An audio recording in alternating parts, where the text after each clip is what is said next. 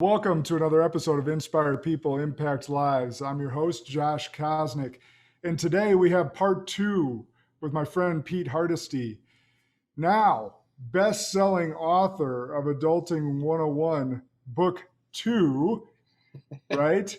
And we got to speak to Pete a couple of weeks ago, and that was the week that your book was coming out, right? Yeah, my mom and my sister bought a lot of them, so they drove it up. They drove it up the rankings. So Amazon bestseller in its first week out. So congratulations, Pete. That's awesome. Thanks so much. Thank you. It's fun. And we got into the conversation last time, and at the end, I told you, we really didn't get to dive into mental health. We were having so much fun talking about the other stuff on the adulting side, and had such a good conversation. We didn't dive into the most important topic of your second book, and really the crux of the second book. And what a perfect time, because May is Mental Health Awareness Month. So meant to be. It's meant to be. It was meant to be. So we're excited to have you back today, and really dive into this. Actually, before we dive in, because I did see this on Facebook, were you just at a wedding with former Vice President Pence? Yes, I was. And I don't know if you can talk about that, if it's classified or not. Just let me know. But I saw a picture. Do you want to hear a quick funny story? Yeah. All right. So the groom is one of my old guys I used to mentor at James Madison University. And he's marrying this great girl, and she's family friends with the Pences. She's from Northern Virginia, and her mom and dad are friends with the Pences. So he's coming to the wedding. I'm actually giving communion to the couple. I'm not officiating, but I'm co-officiating, but I don't say much. But so I'm there, and how the groomsmen go over and get ready at the venue sometimes for them to take pictures. The groom opens up the dry cleaning bag with his suit in there, no pants. Like an hour and a half before the wedding. He's like, what? And he tried it on and everything. Who knows where the pants were? And so I actually happen to have another blue suit. I have two of them. One fits good, one fits bad. I just grabbed them both when I was going down to this wedding in Harrisonburg, Virginia. So I'm like, Lou, you're never going to believe this. I have an extra blue suit. And he's like, great. So one of the groomsmen gave Lou, the groom, his pants so that it would match. And then this groomsman was going to wear my pants of a blue suit. Maybe it doesn't match perfect, but it's okay. I go get the suit from the hotel. It's maybe 15 minutes away. Come back. So everybody's kind of dressed. But then actually he hears from another hotel, hey, they found his pants. So he's waiting on that. Now we're in the venue, like they have this little groomsman suite. I'm kind of out. I'm outside of the room, and the door to the bathroom is like maybe 15 feet away. VP Pence rolls into the bathroom, and then I poke back into the groomsman suite. I was like, Lou, would you want to get a picture?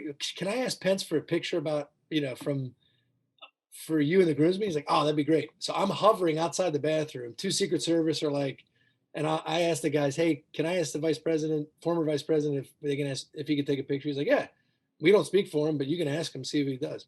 He comes out, I head him off and was like, sir, would you mind taking a picture with the groomsmen, with the groom and the groomsmen? He's like, oh, would love to. I'd be delighted. We walk over. I walk into the room. Lou, the groom, has no pants on. It's the perfect timing. Someone had brought his suit pants in the 2 minutes that I was hovering outside the bathroom to head off VP. And so he is has a shirt, a tie, and just boxer briefs on. And he's staring at the former vice president. He's like, no, not right now. This cannot be happening. I was like, this is the most perfect timing ever. And the former vice president was really cool about it. He said something like, hey, don't get dressed on my account, man. I'm not in office anymore. Like, don't bother getting gussied up for me or something. It's like the perfect example of getting caught with your pants down, right? Literally, he was caught with his pants down. And he has one of the best two truths on Alive. You ever play that game? One of his now truths is, the former vice president saw me with no pants a half hour before my wedding. I mean, how can that be true? How can it be true? Yeah. So anyway, yes, that was him. And it was a fun, gorgeous day in Harrisonburg. That's awesome. I noticed the picture and I was like, oh, I feel like I had to ask. Yeah. So let's dive in. Let's start with the premise of the book again, just for those that may have not picked up on the episode. By the way, for anyone in reference, if you didn't listen to episode 1, it's episode 61 of Inspire People Impact Lives as you look it up. But who was the new book for, and why did you decide to write book two? It's for any 20 somethings or anyone who works with a 20 something.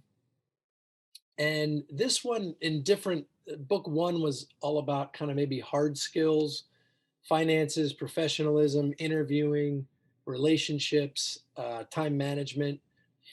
The first book. Second book is more adulting on the inside instead of on the outside. So this one's all about self-awareness, emotional intelligence, a couple chapters on social media, how to have a healthy relationship with social media. And then the whole second half of the book, Josh, is about mental health. And so we recruited 5 mental health professionals, mostly counselors, couple and one psychotherapist, uh, to speak into this. And we have 2 chapters each on anxiety, depression, and loneliness. And Awesome. of course, each one has strategies to try to combat it. How to know if you're just sad or whether it's actually depression. How to know whether it's good anxiety, bad anxiety, because everybody feels anxious. It's just a Right. matter of, do you have an anxiety disorder?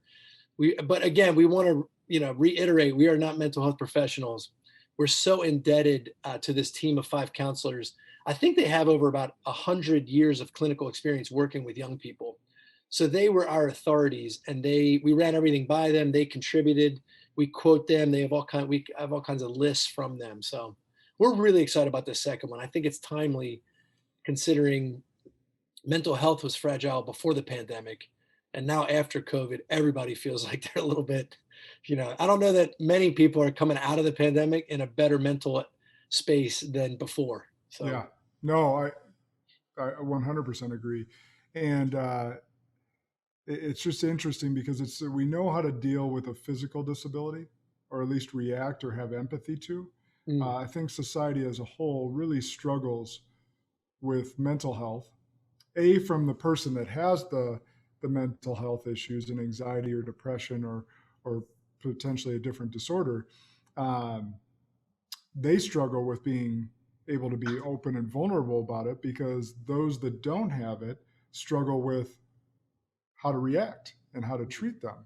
Like, we know, like, for instance, if you were in a wheelchair, Pete, and you were coming up behind me, I'd open the door and hold the door for right, you. Like, right. I know how to have empathy and do that. We don't necessarily know how to do that with someone that is struggling with depression, anxiety, bipolar, whatever it might be. Yeah, it's so true that for some reason, and I've been in counseling 2 different times for long stretches, there's still a stigma around some something around mental health. I mean, and it's weird. We talk about this in the book a little bit. When, like you said, if your knee is bothering you long enough, you're going to have to go to the doctor to get it looked at, to get it checked out. If your car is making a weird sound or not operating like it should, you go to the mechanic. But for some reason, if our brain, or if in the inside, if our mental health is not hitting on all cylinders, there's still a stigma about going to a mental health professional to have them help us think through it or to help us fix it. And you're right, we don't know how to react to different mental health challenges, uh, because a lot of times it's a different kind of, if someone's in a cast, it's like, oh, okay, they're healing, they'll be fine. When they get the cast off, the arm is back to new. But with mental health, it's not like you just put a cast on it and in 3 months you take the cast off and you're good. It's usually more of an ongoing process and journey. And so that is interesting. I'm so glad that we get to chat about this for a minute, Yeah. during Mental Health Awareness Month.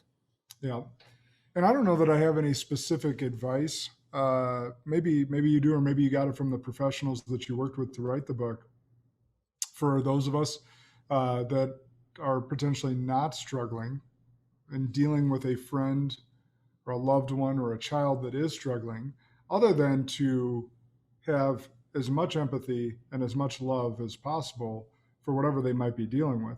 And I'm preaching to myself in this manner as much as I'm saying this to all of you, is I still struggle with that. Like right now and over the past year, right, having employees that are choosing to stay home when the majority of us have come back to the office now, because of anxiety, but also seeing them be more anxious, being isolated at home. It seems to be a vicious cycle. So in my head, I'm like, well, just come back. Right. And it's not that easy for them, right? Yep. And so, Never in the history of calm down has anyone calmed down by being told to calm down. You know, they just stop. especially a spouse, Yeah. especially as a man to a woman, I will definitely say that Right. has never calmed my wife down if I have ever said that to my wife. Right. It's just if we could have calmed down, we would have calmed down, right? Like, and you're right. Anxiety. I wrote the chapters on anxiety, so and that's also part of my story. Like, gone and seen some counselors about anxiety. I've struggled with it, even had insomnia around it. We get sick, sometimes physically sick from it.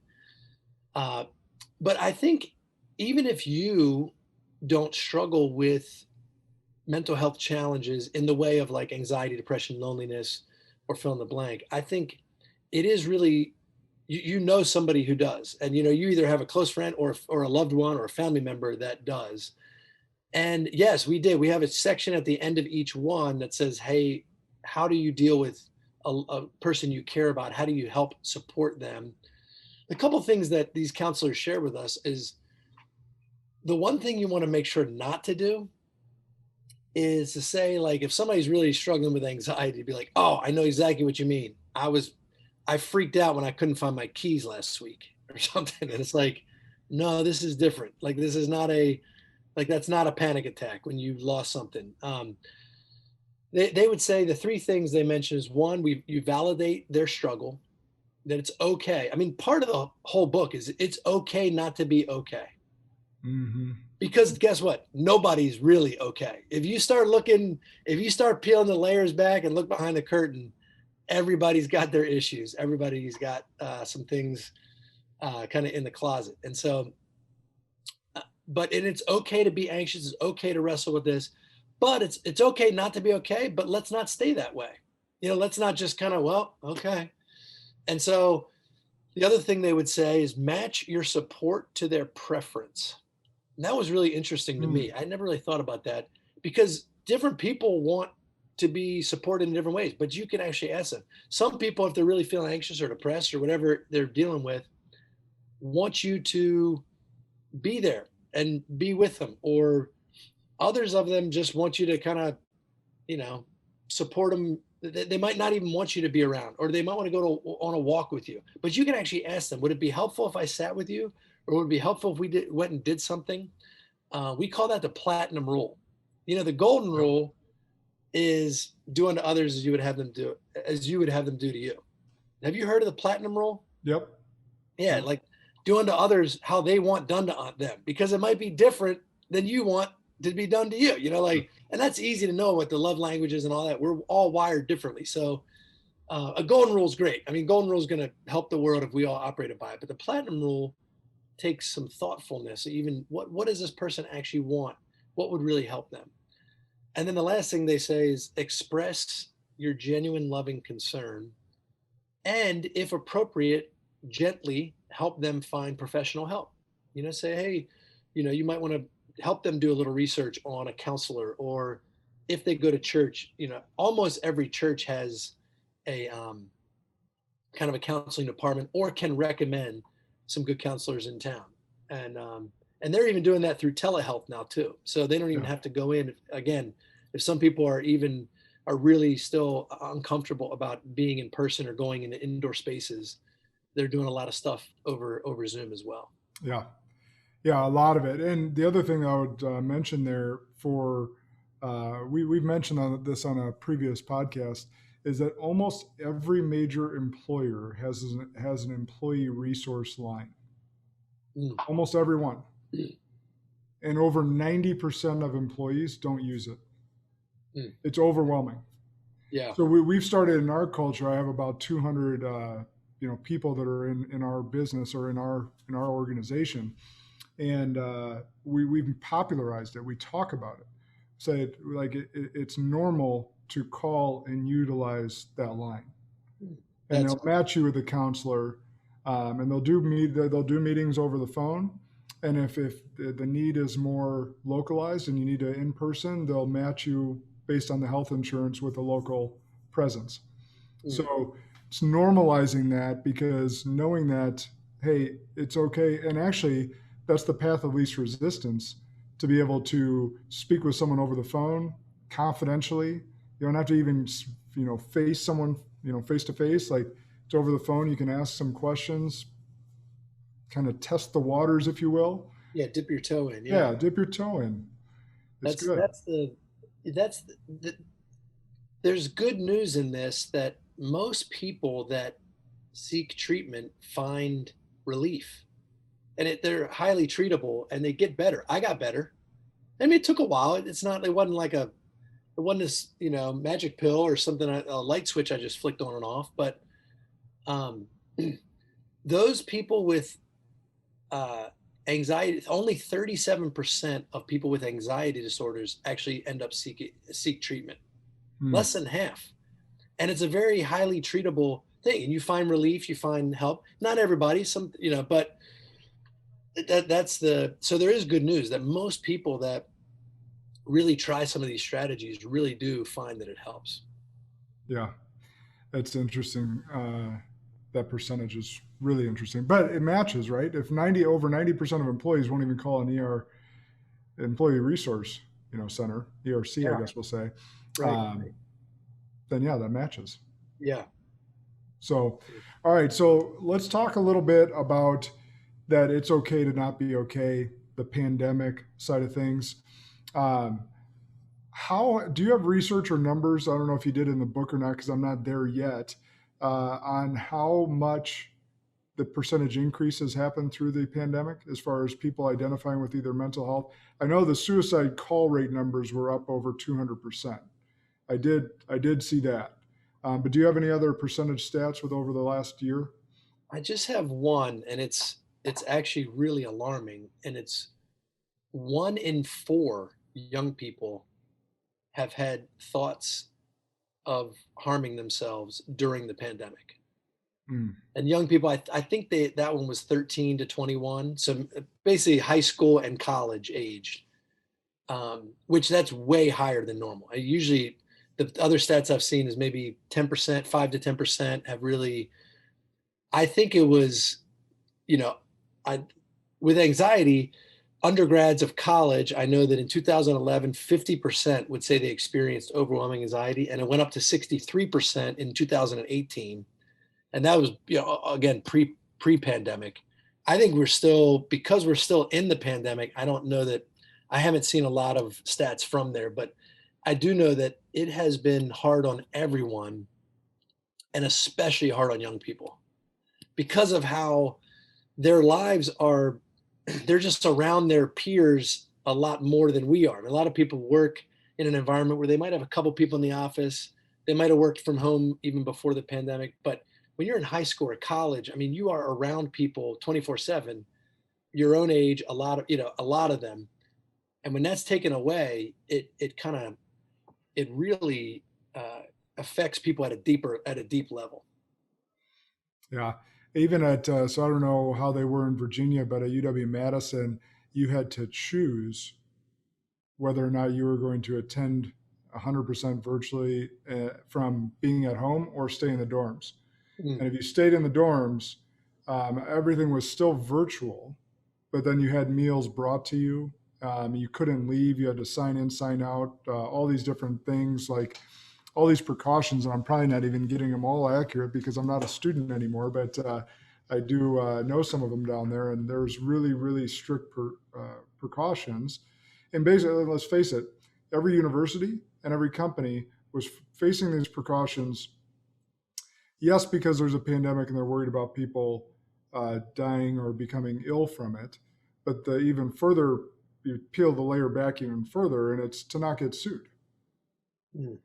I mean, at the end of the day, they're just, and same for me as a business owner, is like, we're working with my employment law attorney and business attorney over the past 12 to 18 months, and spent I don't know how many dollars doing it, to make sure that we had the precautions set, that if I brought people back to the office, that I wouldn't get sued.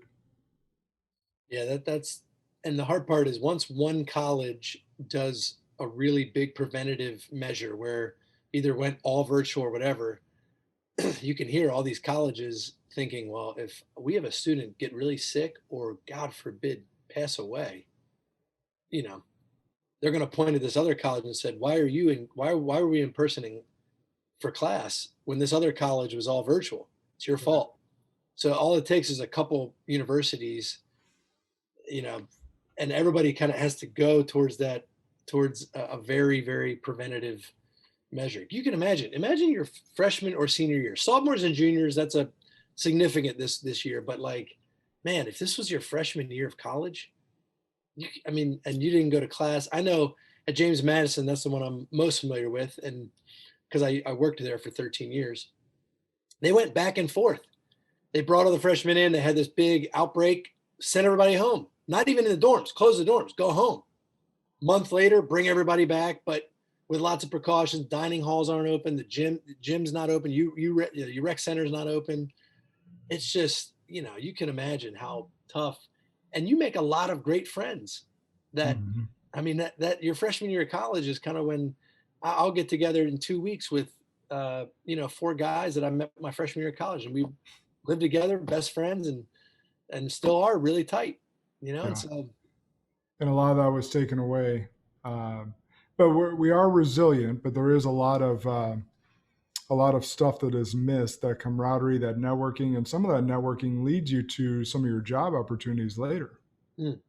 Like there's a lot to be said about the networking that you do in college. That influences, where you land up in job, whether it's right out of college or maybe 10 years later when you meet up with a college buddy that has an opportunity for you. Yeah, you're right. They are resilient. They're going to make it. They'll figure it out. But I know that it's hard. You can't. There's no substitute for that year. Right. Just the socialization and the Yep. number of people you meet. So I want to start with one of the things I want to compliment you on your book is it really starts with self-awareness and self-development. Hmm. And I've often said that self-awareness is one of the most undervalued traits of any human being, and knowing thyself. And you guys really dove into that well and speak to it and actually give some proactive tips before you even get into the mental health. Now, I'm sure there was some strategy behind it. And we talk about that. So kind of leading from that resilience, talk more about the self-development and the self-awareness and why that's so important as we lead into this mental health topic. Yeah, I have the last couple of years I've realized, and I probably don't even understand all of it, is how important self-awareness is for every area of life. Your work, your family, your relationships, on and on.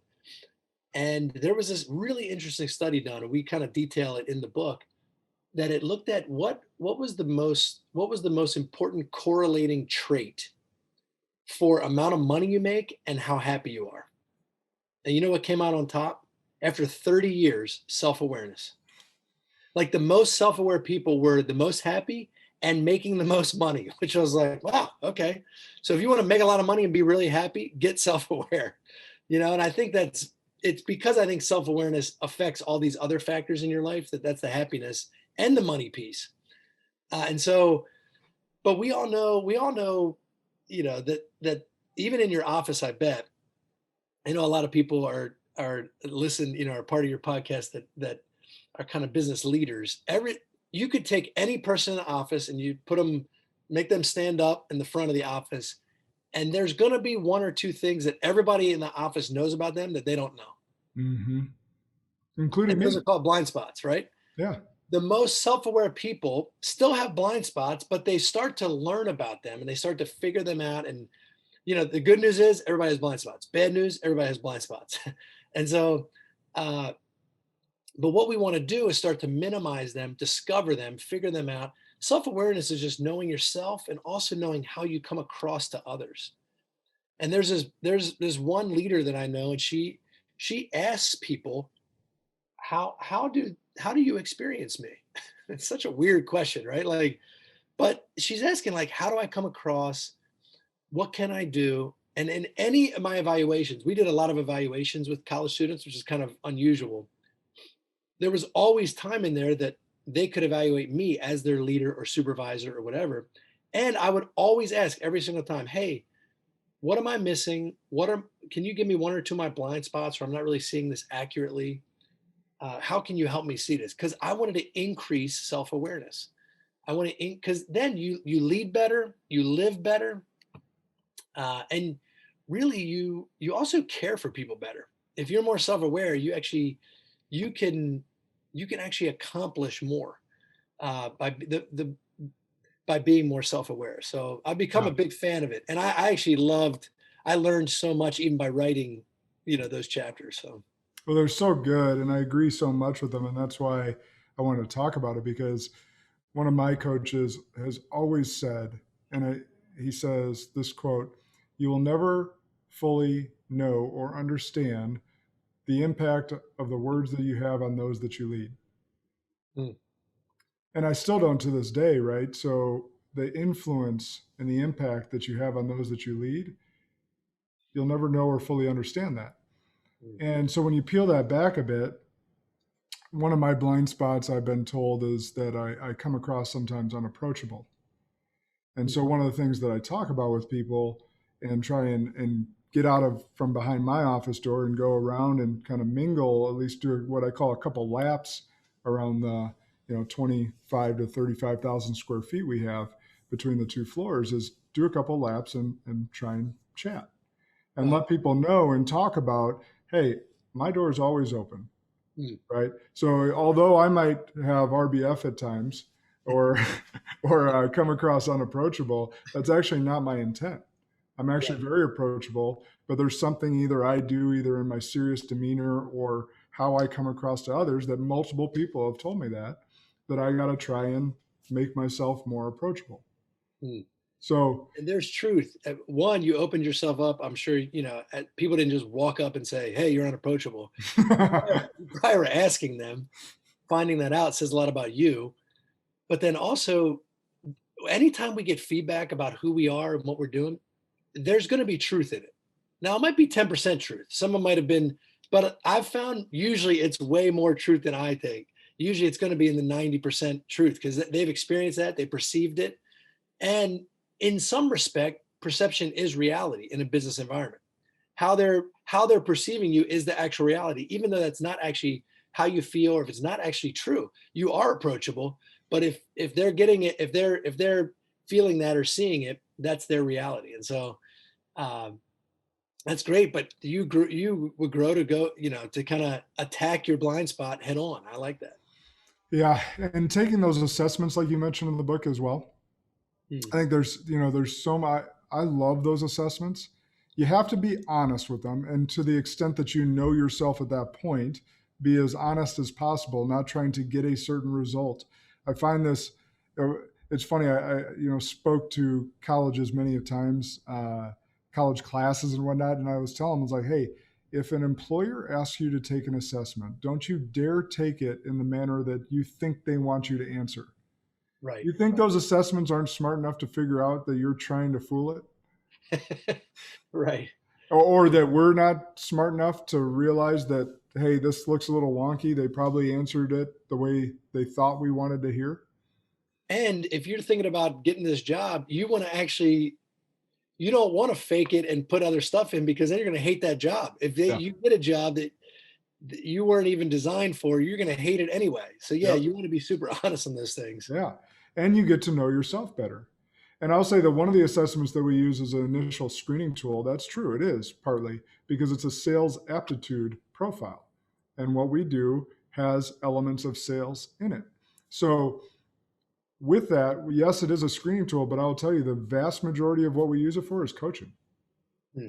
Is I need to understand how you tick so that I can help you self-actualize to your best self in this career while you're with my organization. Right. And if you're not honest with that, and I'm giving you feedback on a person that's not you, then it's not going to resonate. Yeah. Yeah. No, that's good. That's so true. So, what's your favorite one? Favorite profile or personality profile?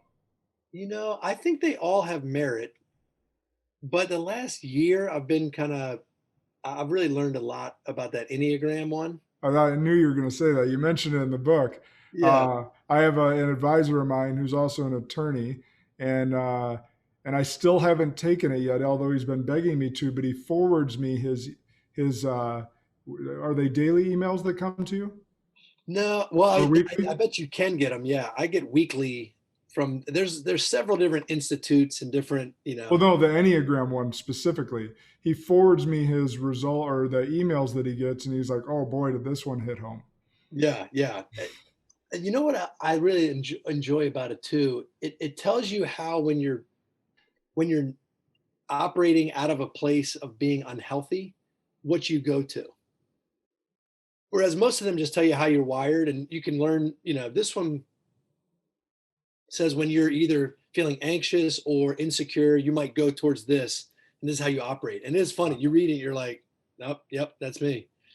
Uh, and there's nine different, and we don't want to put too much emphasis on it, right? Because it is, again, it's a test. But I think in the same vein of just trying to learn more about yourself to try to develop, grow. How can I, what are some of it's almost doing a SWOT analysis: strengths, weaknesses, opportunities, threats. Any one of those personality tests, how, assessments are, a lot of times it can be a SWOT analysis in itself, as it kind of Hmm. gives you. So, but I like the Enneagram because also because it's kind of like um, you can start to guess what people are too. Whereas I don't know the combinations of like Myers-Briggs or different, I don't know anything, but I can guess if people, oh, that person looks like a 7, or this person Type looks like a, 5 or whatever. Yeah, yeah, yeah. that's what my advisor is. Type 5. So I read his emails. So, Okay. yeah. I'm going to guess, Josh, you're a 3, but you'll have to see. Well, I'll tell you, once I take it, I'll let you know, Pete. Yeah, yeah. Let me know. But one of the things you mentioned there is getting to know yourself and how you react either under duress or any different things. So there's the Harrison is an assessment that I took, and I'm getting debriefed in this leadership course, and it says that I'm a 9 out of 10 on self-sacrificing. And I say, yeah, that's true. I'm that's part of why I'm such a leader is I want to help others self-actualize and become the best versions of themselves. And by in doing so, I believe that I do as well because it's one of the gifts that God has bestowed upon me. And then there's this big, dark, like hurricane looking thing over in the opposite corner. And I go to the person that was instructing. I said, "What's that?" And they go, "Oh." Look away. Don't even look at that. They go, "Oh, that thing."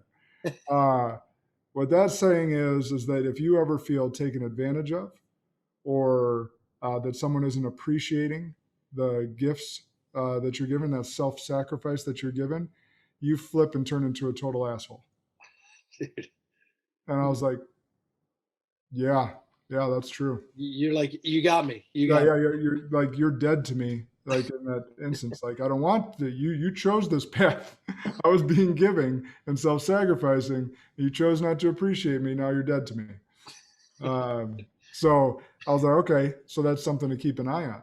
Yeah. So in doing that, and Chad heard me even say this recently to a group is, hey, this is a trait of mine, and I don't want to feel like that with you all. So please take advantage of what it's a training that I'm doing with my team. Mm. I'm saying, hey, I'm not. I had everyone rate themselves on a 1 to 10 on how they felt like they were implementing and using the training that we were using, and the average score was probably a 6. Mm. I said, hey, this is a trait of mine. I'm feeling this way right now, and I don't want to feel this way. What can we do to move ourselves closer to an 8, 9, 10? I love it. Whereas if you hadn't done that, you would have just started turning tables over, Yeah. Or now or we cut it even, off. I'm like, training's done. We're not going down this path. right, right. You guys don't appreciate it. I'm trying Yeah. to help you out. Yeah, totally. But knowing that's the fun part. Blind spots are not permanent, and blind spots are not uh, un unfixable, and we can improve. That's what we do because we're human beings, and we grow and we can change. I mean, there is one sense of like, yeah, we might be wired a certain way for our life, but that's the fun part. You can kind of work on these things, and there is some truth to like once you. there have been a couple times that someone has told me something. I've been like, what? That cannot be true. And then you ask around, it's like, nope, that's true. Like, I had this one, when we get into, I'm a pretty hard worker and I can get in the zone and we get going. It's just, I had this one person, on my team say, hey, I felt like when we're in the thick of things, you just don't care about us. Like when we were kind of cranking. And I was like, what? And I started defending myself by like, how can you think I don't care about you? I do this and this and this. And I'm rattling off. I wrote you this. I gave you a present on this, like all this stuff that that stuff doesn't matter, because he was sharing, hey, I feel like this when we get, so I have to know myself that when we get in the thick of things, if we're in a churn, if we're in a very hectic or busy or full season at work, I need to make sure I'm taking a step back and checking in with my team and making sure they're doing okay, even more than normal instead of less, way less than normal. Yeah. It was just good. It was like, okay, good. I think deep down they would know I care about them, but they just said it felt like you didn't. It felt like we're just going and doing this stuff. Yeah. And that's good. And once you know better, you can do better.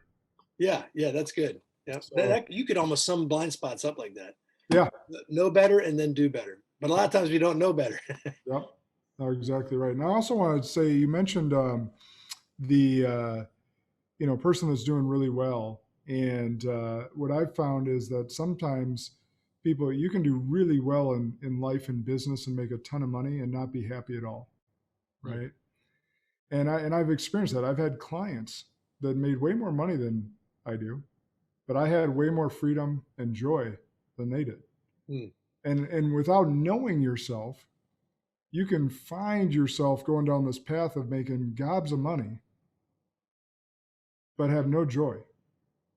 And then you wind up going, man, I got everything in the world except for happiness.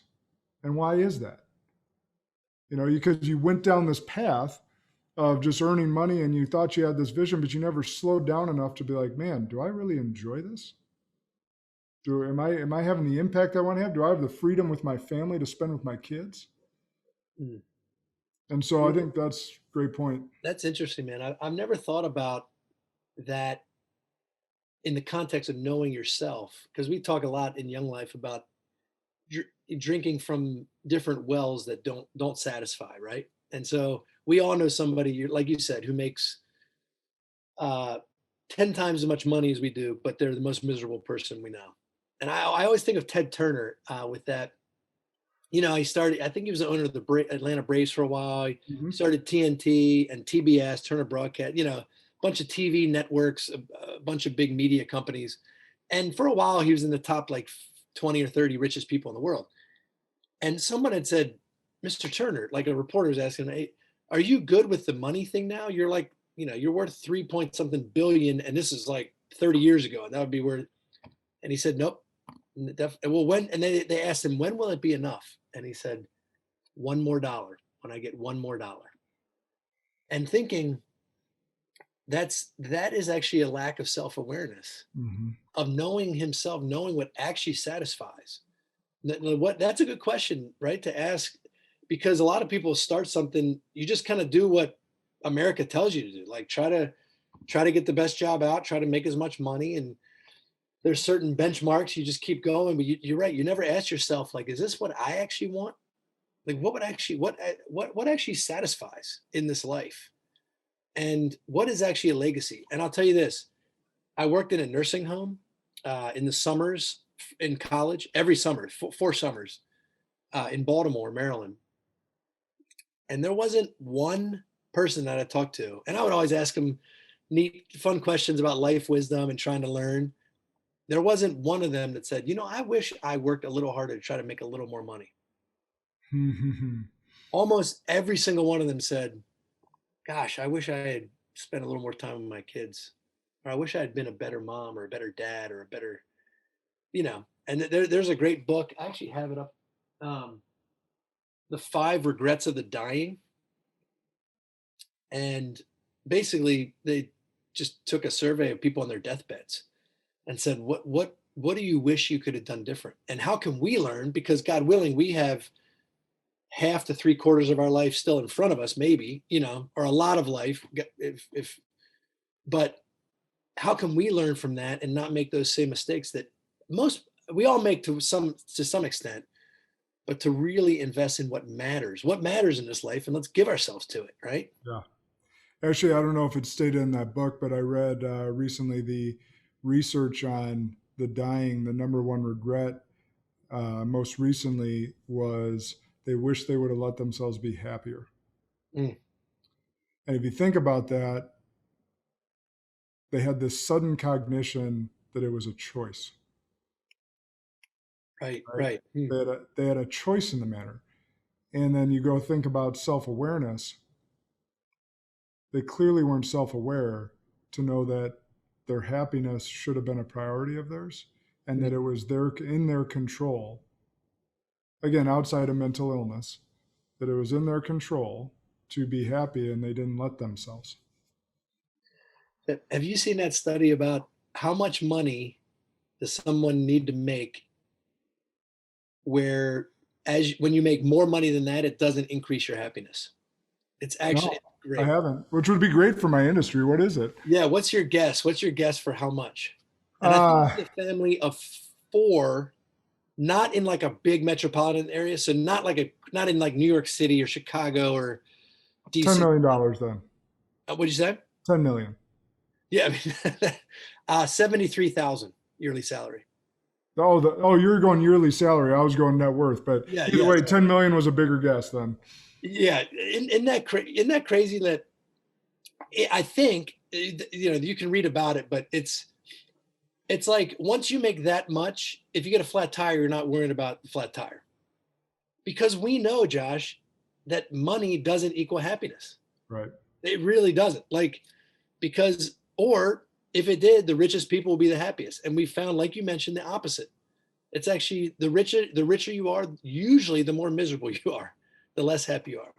But if you make 73,000 and it's like you're everything's taken care of and you can do a little bit of stuff. You can take a good vacation from time to time. And Yeah.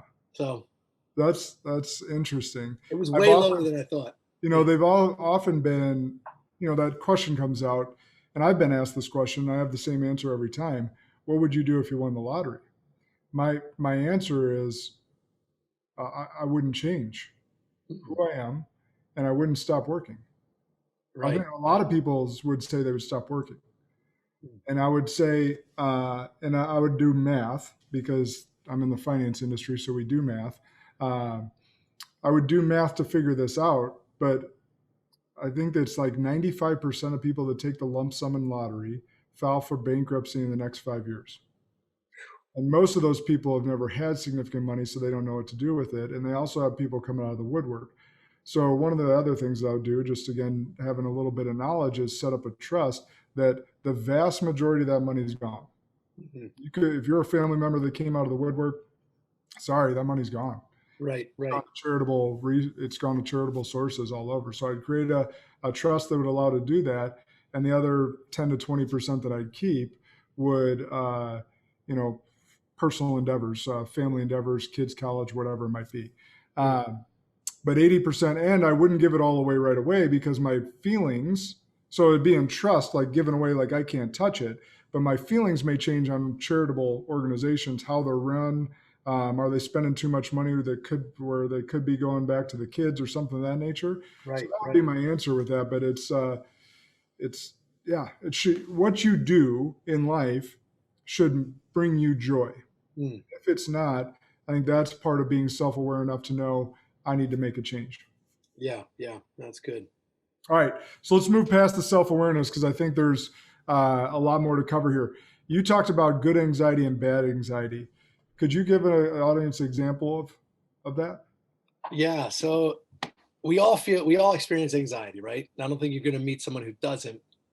Most psychologists, most scientists believe that's left over from fight or flight. Like where it used to be, you were going out to pick some berries or something, and you had to watch out for like wild animals that would try to chase you. And so now, now the wild animals have stepped up to become on our phones and never let up. And so there's a certain amount of good anxiety. Anxiety is like, you know, maybe right before this or right before you step on the stage to kind of share a message with a couple hundred people, there's like a little, there's some pang and some nervousness. It's like, and you can see that as good, and not even could, you should see that as good anxiety of like, I'm going to have peak performance. My body's telling me, hey, this is something I want to kind of ramp up for. Natural, natural anxiety. The bad anxiety is when it starts to be chronic and seems to not have many causes. It seems to be either random or just much more constant, and it starts to affect everyday life. Uh, Now there's also fight, flight, or freeze. And sometimes it can just cause us to freeze up. And but if it's bad, part of the and we give some other thoughts on kind of how to distinguish between the good and bad. But to figure out whether it's bad and then also maybe get some help for it. Like everybody experiences it. So it's just, you got to figure out kind of, is this an anxiety disorder, or is this just, okay, we are living with more anxiety because, I think there's a lot of reasons, but um, part of it's the phone. I think we talked on our first time together about human beings aren't meant to know what's going on around the world in lifetime. We Yeah. just were never meant to, student debt now, has been soaring. And so the financial picture for a 20 something, for a grad is a worse picture, than it ever has been. Harder to get into the housing market, on and on. Social media that follows us around everywhere, that, um, that over and over we're inundated with watching people's best days of their year, best days of their month. Um, and that honestly, just kids haven't been taught grit, perseverance, so any little thing, they become more fragile, even though they're great kids. And I'm excited about the future, but those are kind of the reasons why I think there's just more anxiety around for these 20 somethings. So are you a believer, or I guess I should say, thoughts on medication? Should it be the first answer? Should it be the answer? What is thoughts surrounding that? Yeah, over 25%, 25 to 26% of college students are receiving treatment for anxiety. They have a diagnosis. I don't know if that includes meds, but they're receiving treatment. I think medication is definitely an option. I don't think it should be the option. And I think that's one thing all five of our counselors said.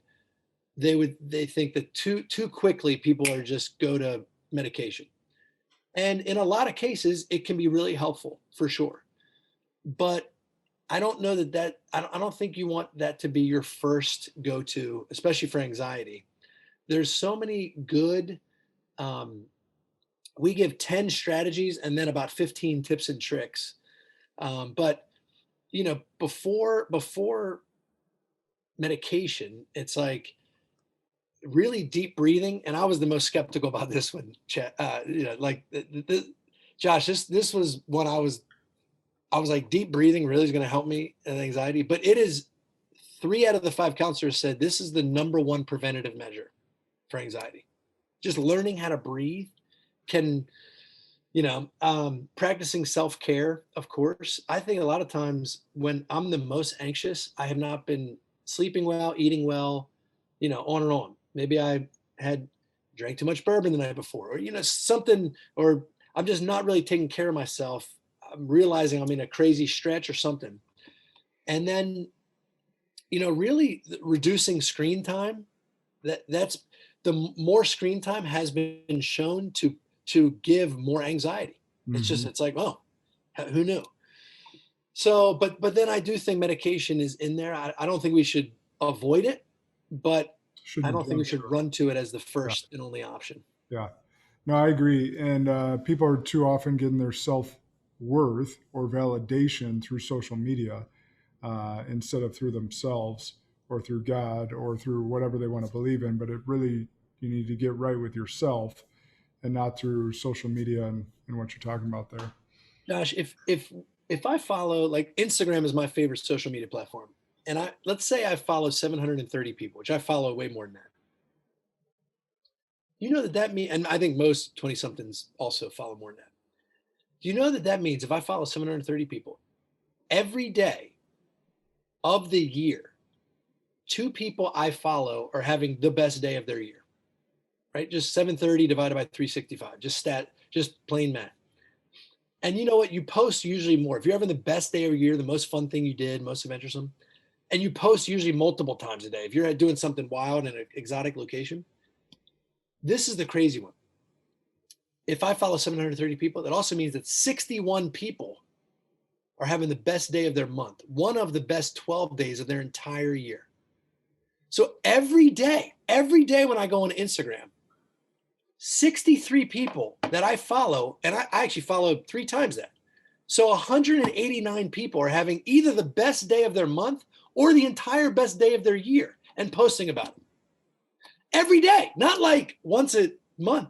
So how do I feel when I go on Instagram? Terrible. I feel like my life stinks.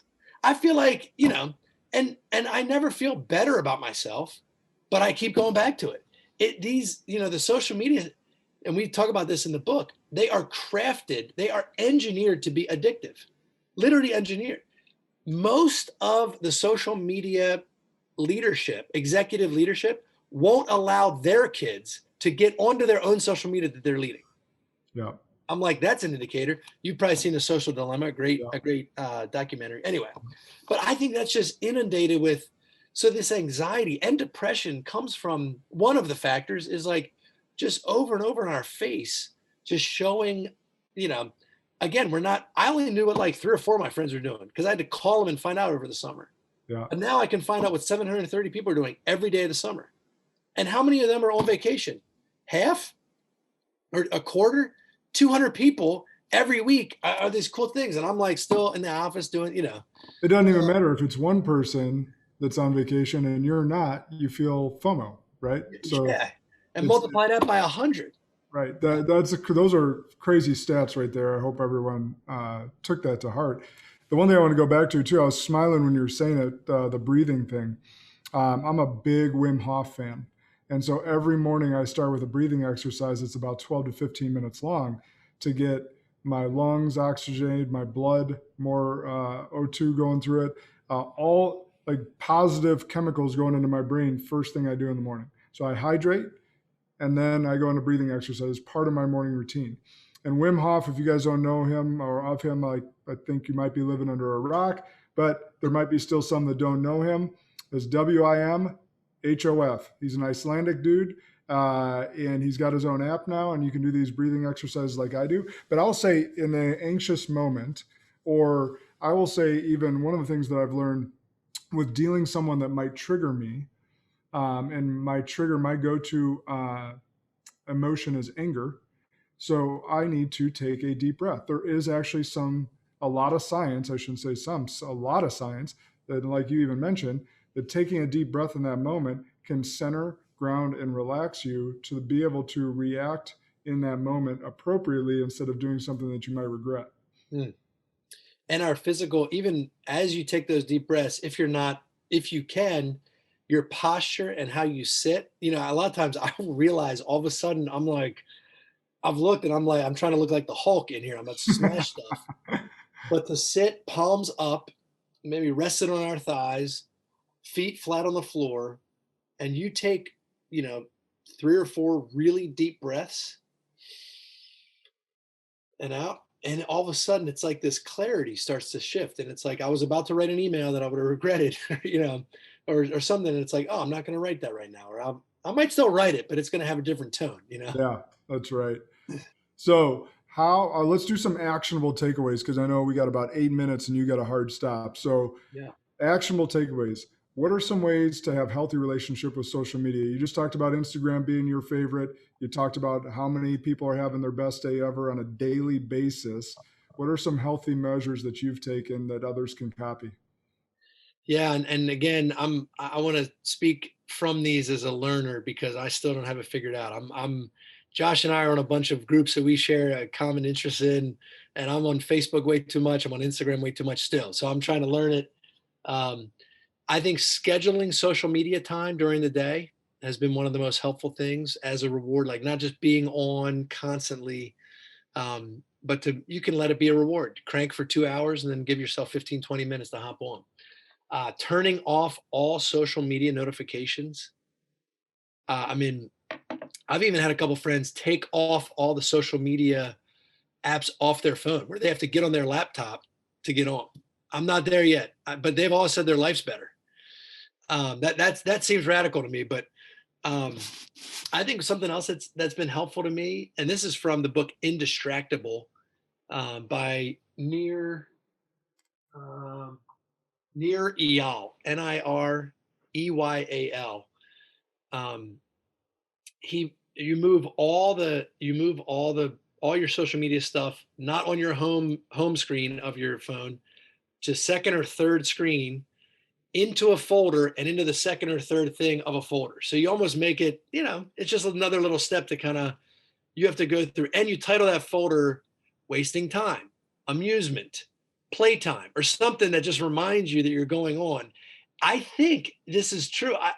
If you put some of those into a folder, iPhone will will title it productivity. It's the funniest thing. It's like, if you just, Definitely not iPhone tries productive. to read it, I think. Let me see. I actually have the book right here because Well, that's almost like atomic habits. James Clear talks about set up your environment, right? So he yes. talks about just the simple example of having, candy on your counter versus apples on your counter.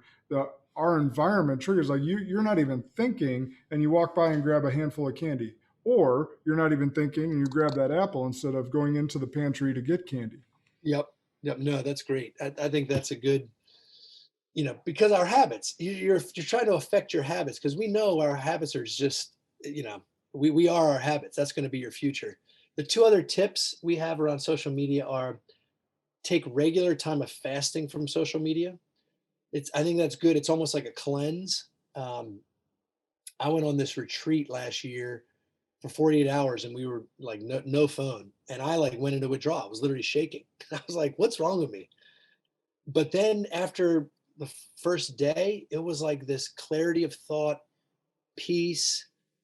I could be fully present with people. I wasn't like always worried if am I missing this opportunity to, do whatever on those things. Um, and then the last, you know, the the last one would be not having any social media in your bedroom. This is tough. Like, don't go to sleep searching around, and don't go to it the first thing in the morning. Try to wait a couple hours to kind of get going, get in your routine. Yep, that's really good. So you talked a little bit earlier about the younger generation not being taught grit and resilience because of last episode you introduced us to a new term, the snowplow parents. Mm. So how would you teach or how would you talk about grit and resilience to the 20-something-year-olds or teenagers that you're talking to now? Yeah, part of it is finding places to fail well. Where if you fail, it's not disastrous. There's certain things you fail in life have disastrous results, right? There's other things that we fail in that, and these are way more in this category, that actually you can build and you grow, and failing is good. And so I think that's trying to figure out, how do we fail? How do we actually um, to develop grit? We kind of have a steep obstacle in front of us because most of the 20 somethings have not, it hasn't been something where they've had to figure it out. They haven't been told very often, hey, just figure this out. And a lot of it's not their fault. And we talked about this in our first time together, that society, culture, and parents have gone from preparing to protecting. That we've moved from trying to really get people ready um, for the road in front of them. Instead, we're trying to clear the road for the kid. And so I think failing well, also learning how to work hard. Learning how to work hard. It's working hard is not just something you decide to do. Josh, my guess is you had somebody in your life you saw work really hard. Honestly, for me, it was just my dad. My dad's like the hardest worker ever. He grew up super poor, um, put himself through college, put himself through med school, and then was just cranking. He would work. And then when I played sports in high school, he made it to most of my sporting events too, but he'd go in at 6 a.m. I mean, he'd be going before I got up. He'd go into the hospital so he could come see a 3:30 or 4 o'clock soccer game or basketball game, you know? So I think you have to find that mentor that you see that works hard, and ask them about it. Hey, why do you work hard? How did you develop this ethic? What do you do? And then part of it is, it's like that nature nurture, right? Part of it is a skill, part of it is a gift, but everybody can develop that skill. Of you just decide you are going to work hard.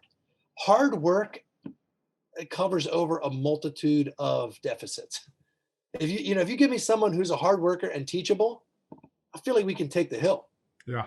you know? Yeah. So I agree. All right. Last one. I know you got to go. I know you're not an expert, but you are someone that has gone to counseling and overcome your anxiety.